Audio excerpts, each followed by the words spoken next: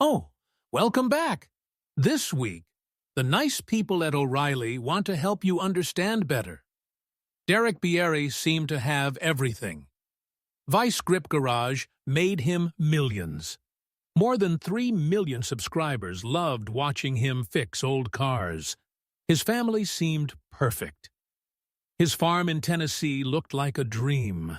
But in 2023, something happened that changed his whole life. It wasn't just getting tired from work. It wasn't about money problems. It was way worse. 1 second in his garage almost killed him. His 12-year-old son saw the whole thing. What happened that day hurt Derek in ways nobody saw coming. The guy who could fix any car couldn't fix what came after. He was born on May 16, 1984, in a cold, quiet little town called Minot, North Dakota, where winter lasted almost all year and snow covered everything for weeks. His family lived in a small white farmhouse all alone in the middle of big flat fields and huge skies. They didn't have fancy stuff. His dad was a farmer who got up before the sun, working in snowstorms and frozen dirt just to keep the machines running. Where they lived, you couldn't just drive to a store when something broke. You had to fix it yourself. If something stopped working, you didn't throw it away. You fixed it. Derek Bieri grew up knowing money was short, things were hard to get, and staying alive meant learning to use your hands. By the time he was 3 years old, he wasn't playing with toys normally. He was taking them apart.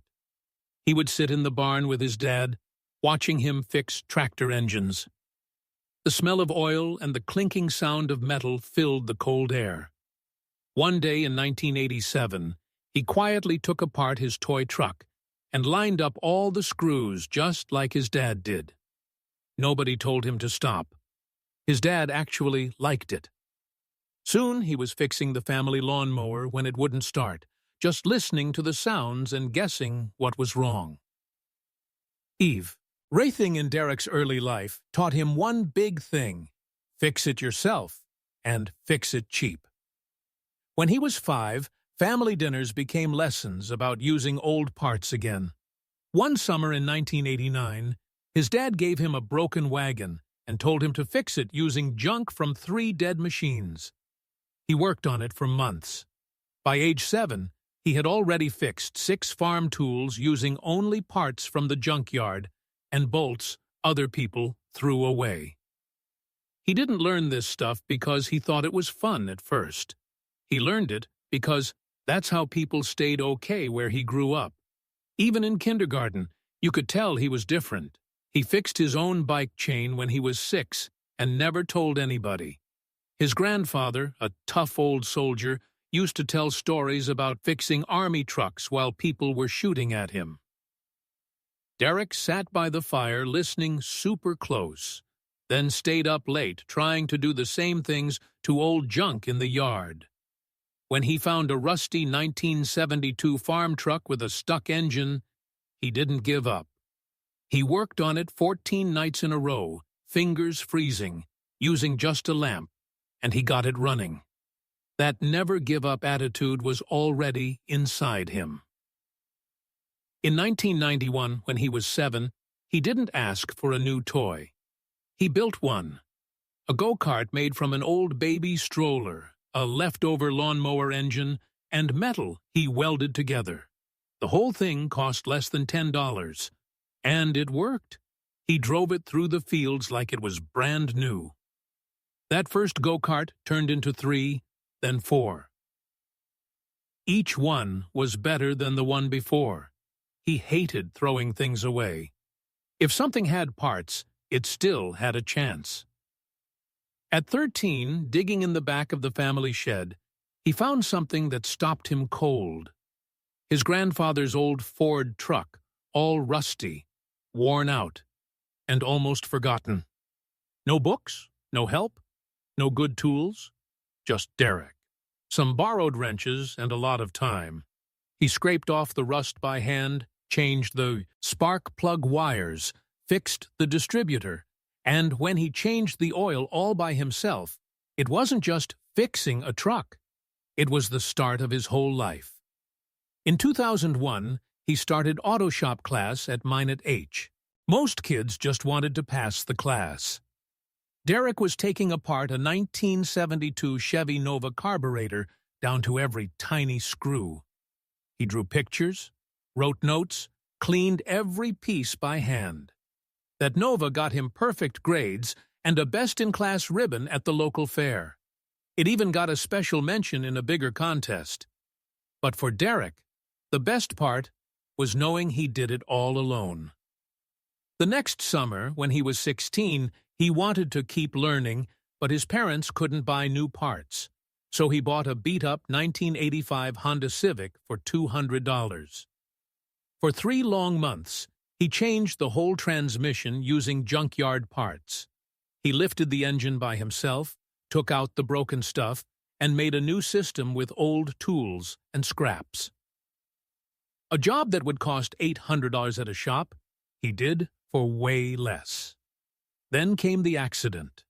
At 17, while welding an old fender, he made a mistake, and his index finger got stuck to the hot metal. The pain was so bad he went straight to the hospital. But he didn't quit fixing things. Instead, he studied safety rules like crazy. It was a hard lesson, but it made him smarter.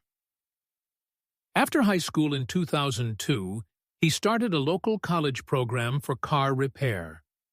In late-night classes, he took apart big V8 engines screw by screw. While other kids went home early, he stayed until midnight cleaning parts. Teachers saw he wasn't the fastest, but he was super careful. Every piece was labeled, cleaned, and put back perfectly. This was when he started the slow, careful way of working that people later loved on his videos. But before any of that became a job, he joined the U.S. Army at 18. They sent him to Fort Gordon, Georgia, and he became a computer and radio expert. His job was keeping satellite systems working so soldiers could talk to each other even in fake battles. Our days, computer problems, lots of pressure. He learned to stay calm, work fast, and fix things when you can't fail. In 2004, they sent him to Iraq. He was 20. During one patrol near Baghdad, his group's Humvee broke down. No power, no time, and they were in danger. Derek crawled under the truck with a flashlight, followed the wires, found a burned-out part, and fixed it with junk and hand tools. He got the truck running again and saved everyone from being stuck in a bad spot. His boss never forgot that. But he did more. That same year, he made his own simple computer program that helped soldiers find car electrical problems without waiting for help. It worked on regular Army laptops and saved time in the field. He even used it to fix his friend's 1990 Jeep Wrangler by finding hidden wire problems. People started talking. He wasn't just a regular fixer anymore. He was the guy who could fix anything. Then came the stolen laptop. In 2005, bad guys stole an important control laptop from a truck. Without it, the truck wouldn't move. Derek looked through trash, found old wires, took parts from a broken generator, and built brand new wiring from nothing. He did it in 2 nights. The truck worked. His team kept going. The Army gave him a Quiet Award. He left the Army in 2007 at age 23. He went back to North Dakota with everything he learned and something to prove. He found a rusty 1969 Chevy Camaro and started working. He pulled the engine out himself, rewired the whole car, fixed the floor. Every screw was cleaned. Every fix was done by hand in the cold in his parents' driveway. He was 24 when he walked into that Minot car dealership in 2008 still used to working on army trucks. But now, it wasn't war. It was transmissions. That first year, he fixed more than 500 of them. Most were GM V6 ones that were famous for being super hard. His fix rate was 98%. People started talking, not because he showed off, but because every car he worked on came back alive. After work, he sat under bright gates with old books, figuring out problems other people gave up on. By 2009, he wasn't just fixing cars. He was teaching others how. His notes became the best in the shop. The bosses said they never saw anyone move up so fast. It didn't feel fast to him. It just felt normal. By age 26 in 2010, he stopped turning wrenches all day. He was now boss of 15 people at a big car repair chain, and he didn't act like a normal boss. He didn't wear suits. He wore work clothes. He still walked around the shop, checking screws, testing tightness, asking questions. That year, he started something new. Using old parts again, saving every good screw, bracket, and seal. It wasn't to be cheap. It was to be smart. Costs went down 30%. Big bosses flew in. They made him show his idea at a national meeting. Soon, the whole company used his way. It wasn't luck. It was his plan. He wasn't just saving money. He was making people trust him, keeping his workers happy, making sure nobody felt like they didn't matter.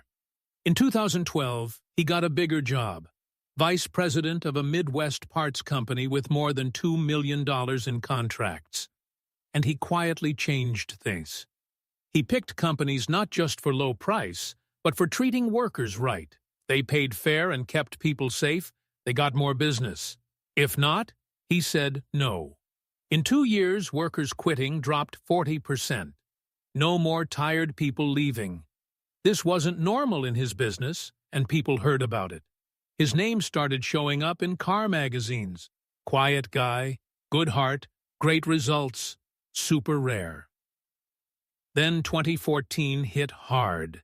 He was 30 and became CEO. One night, looking at money papers, something looked wrong, and he didn't give it to the money people. He stayed up night after night checking himself. What he found was bad. $150,000 missing. His own money guy stealing with fake bills and made-up companies.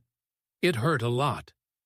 But in just weeks, he got back $120,000, called the police, fired the guy, and told his whole team everything.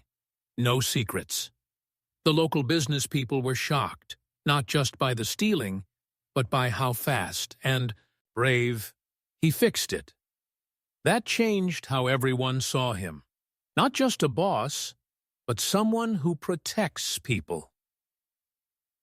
2 years later, the world saw something different. He had started filming in his garage. No fancy lights, no helpers, just him, rusty metal, and an old iPhone held together with tape. It wasn't for money. It was to feel better. All the office fighting, lies, and stress went away when he held a wrench, and people loved it. His videos weren't perfect. They were real.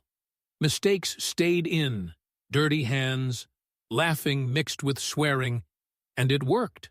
People didn't want perfect. They wanted real.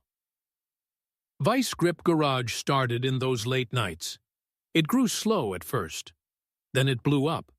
Over 1.39 million subscribers, over 250 million views, and it was all one guy who just wanted to feel normal again. But none of it would work without Jessica. They met at the Minot County Fair in 2001. He was 17. She was 17 too. Two farm kids who knew hard work, long cold winters, and wearing old boots. They started dating for real. And on July 19, 2008, They got married in a backyard. Just 50 people. Nothing fancy, just promises and dirt roads. He had just left the army. She was his rock. Through every job, every move, every hard time, she stayed. That wasn't a fairy tale. That was choosing each other every day. Now, more than 14 years married and 24 years together, they still know what the other is thinking and finish each other's mad sentences. On March 17, 2010, everything changed again. Twin boys, Bailey and Bradley, were born early, but okay. And life got crazy. Derek was flying to meetings, fixing companies, leading people. But at home, he was changing diapers at 2 a.m., bottle in one hand, computer in the other. He didn't want to miss anything, but he felt bad. Every plane trip felt like leaving the important stuff, and Jessica, handling 2 babies at home, never let him forget who he was really doing all this for.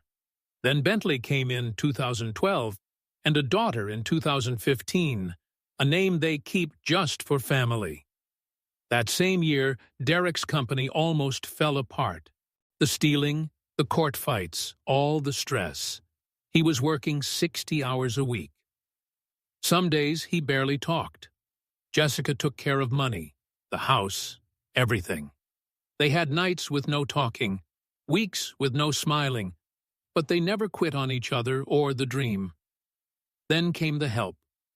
In 2016, Jessica sat him down, said something was wrong, and he finally said what he was hiding. He was so tired and burned out he was scared. He was scared of missing his kids growing up, scared of turning into someone he didn't know. So they decided together. He would leave the big job. Slowly and quietly, he would leave the office world. That same year, Vice Grip Garage became more than fun. It became his way out, his new life. By 2018, they packed up everything and moved to Lewisburg, Tennessee. It wasn't running away. It was finding calm. Tennessee had no state income tax, warmer days, and lots of land. Jessica started teaching the kids at home. Derek could work on cars all year. The kids had room to play. The family had time together. And Derek finally felt balanced. He wasn't chasing big titles anymore. He was living real life. And he got it. When Derek Bieri filmed his very first Vice Grip Garage video in 2007, he was just 23 and still in the Army. It was a simple oil change on a 1969 Camaro, filmed in his garage with a regular camera. That video only got about 50 views, but his straight talk, simple garage, and real tools got a few serious car guys interested. There was no script, no fancy editing, just dirty hands and real rust. While other car channels used bright lights and perfect shots, Derek just showed the truth. That quiet, never-quit style slowly built a group of people who liked real better than fake. And even though it started tiny, that camera would later film some of the coolest old car fixes on the internet. In 2018, Derek was 34 and quit his office job to do Vice Grip Garage full-time. He brought back to life a 1969 Camaro Z28 using an old taped-up iPhone and a $100 engine from a junkyard Impala. The exhaust was held with zip ties. The hood was cut rough to fit the radiator, and the whole car ran with crazy real mess you can't make up. In just weeks, the video got 848,000 views. That one video showed the world wanted real stuff, and Derek had tons of it. But his real famous story started with a $300 total wreck. In 2016, he found a 1972 Plymouth Duster falling apart in a barn. It was barely together, but he taped the leaks, tied the hood with bungee cords, and somehow drove it 100 miles home with no brakes and a transmission that hated every gear. That crazy drive, filmed with pure toughness, became a huge fan favorite and got him to 100,000 subscribers by mid-2018. What started as almost nothing became a loud muscle car with a 485 horsepower V8 built not in a fancy shop, but in a normal guy's garage. Then, in 2019, everything almost ended. Bad people hacked his YouTube, put his face on bad stuff, and shut his channel down. It could have destroyed everything, but Derek knew computers from the army. He cleaned it up, made everything safer, and came back better. Two-step login, new watching tools, and he even taught people how to stay safe online. His fans didn't leave. They stayed and helped and filled comments with love. In 2020, when the world closed because of the virus, Derek did what he was best at, bringing old cars back. He fixed a 1964 Ford Falcon, and he yelled something that everyone remembers. "Send it!" It became his saying. It was perfect when millions were stuck home wanting something real. The video was huge. By the end of 2020, Vice Grip Garage passed 500,000 subscribers. People weren't just watching a guy fix cars. They were watching someone who never quit. A year later, in 2021, he found a 1965 Mustang falling apart in a Minnesota junkyard. All wheels stuck, roof smashed in, dead animals inside. But Derek built his own trailer, pulled the car 500 miles to Tennessee, and made it run. Not perfect pretty, but loud, fast, and safe to drive. That video got 2 million views. The same year, he did something even wilder.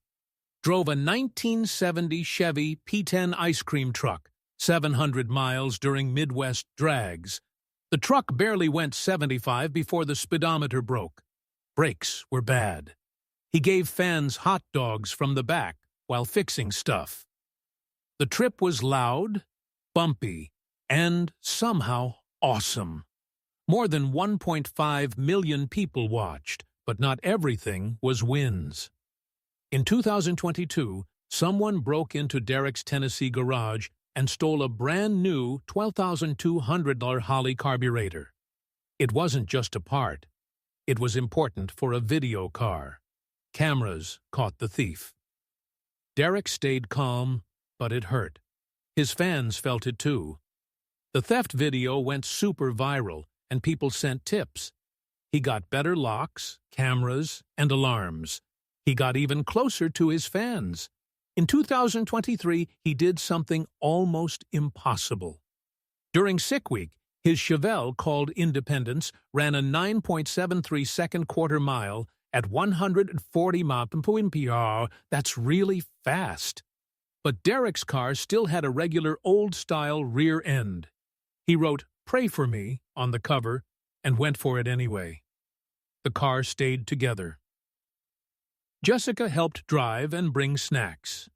Inside, the Chevelle was mostly original, except an old roll bar and racing belts. The engine had a big Pro Charger. That one run made subscribers jump to 1.8 million. Later that year, Derek got on TV. Motor Trend started a show called Roadworthy Rescues, and the first car was Derek fixing a 1970 Chevelle in 1 week. The car sat dead for 26 years. He got it running, then drove it 600 miles in Tennessee weather. The show kept his YouTube reel feel, but with better editing.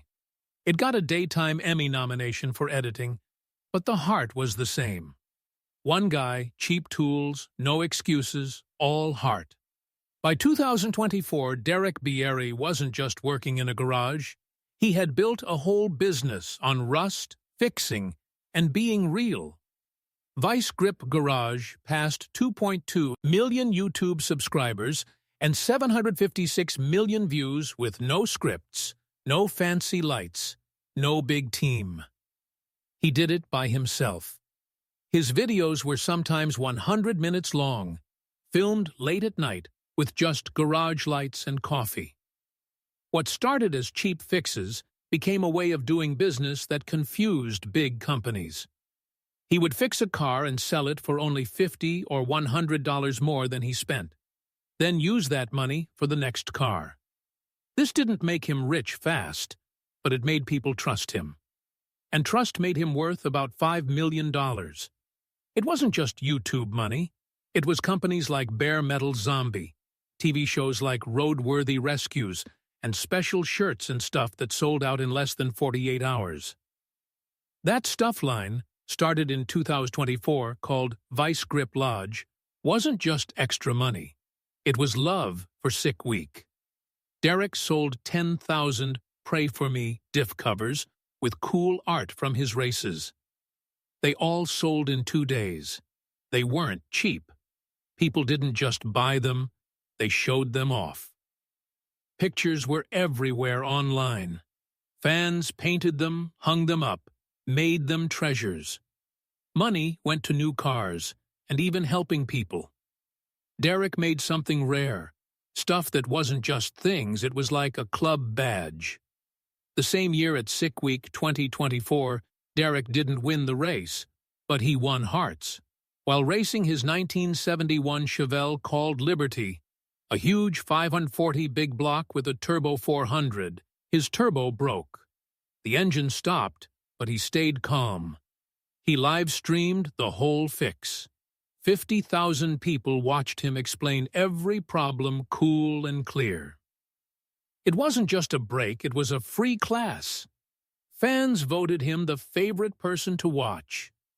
Out of 300 racers, including big names like Cletus McFarland and PFI Speed, Derek stood out the most. Then came the quiet. In early 2025, fans got scared. No new videos. Rumors everywhere. Scandal. Tired. Gone. People talked crazy on forums. But Derek wasn't gone.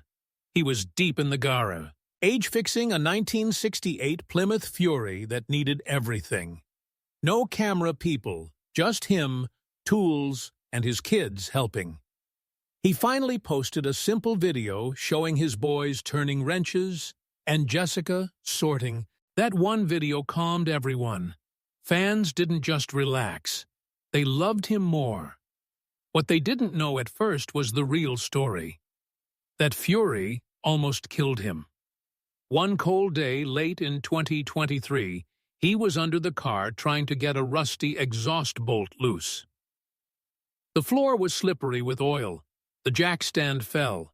4,000 pounds of car came crashing down. It pinned his arm and missed his head by inches. Bentley, only 12, saw everything. Jessica came running and screaming. Somehow Derek got his arm out. No broken bones, just bruises, and a whole new way of thinking. That night, the whole family sat and promised. Safety first. No more rushing. No more skipping steps. The channel went from new videos every week to only twice a month. That scary moment never got filmed. It quietly changed everything. Still, people online kept guessing.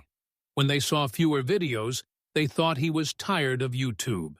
Really, Derek had just grown up more. He put out a video in 2024 fixing an old barn Chevy, not for speed, but for being safe. Every jack stand checked twice, every wheel blocked.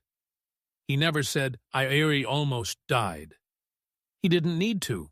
Everyone got the point. Fixing cars is only good if you get home safe. The next year, 2025, he showed that even more. Getting ready for Sick Week. A $3,000 engine he bought that was supposed to be good locked up during install. The crank wouldn't turn. Hidden rust, broken piston, no time for a new one. Most people would quit. Derek didn't. He used old farm parts, fixed the carb, made a junk transmission fit. He even built his own engine stand. It was a mess turned into a lesson. The race got pushed back, tuning was bad, but the car ran. He showed the whole thing so others wouldn't lose $3,000 the same way. Later that year, he built something brand new, not just another old car fix, but his first real race car, a 1970 Nova, not from junk. Everything planned right. Stronger frame, roll cage, tested chassis, better brakes, special gas tank. The Nova hit 150 mph the first try. He wasn't showing off anymore. He was doing it safe and smart. Fans saw it in every weld. It wasn't about fast. It was about right. By 2025, Derek Bieri was 41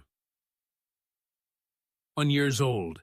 Vice Grip Garage had more than 3 million subscribers. His own money was around $7 million. He had brought back over 10,000 cars, each one teaching never quit attitude, not fancy stuff. His Tennessee farm was home and work, a sign he got away from the office life he hated.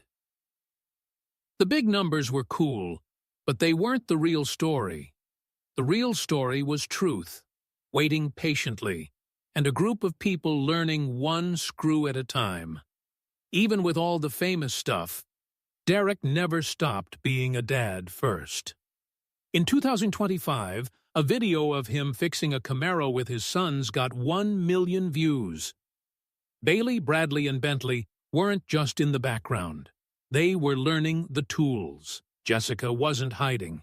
She was right there planning trips, handing tools, holding the camera. Their life wasn't fake for videos. You could hear kids laughing or yelling when a wrench fell. That real family sound was the best part. It wasn't just videos. It was real life. And then came a little hint of something big. In late 2025, Derek showed a book coming. It wasn't just race tips. It was like talking to a friend. Quiet words about how that almost dying moment hurt inside. The book would have cheap race secrets, but between the numbers and charts, it would talk about being scared, feeling too much pressure, and getting better. He wasn't quitting. He was just taking a new road.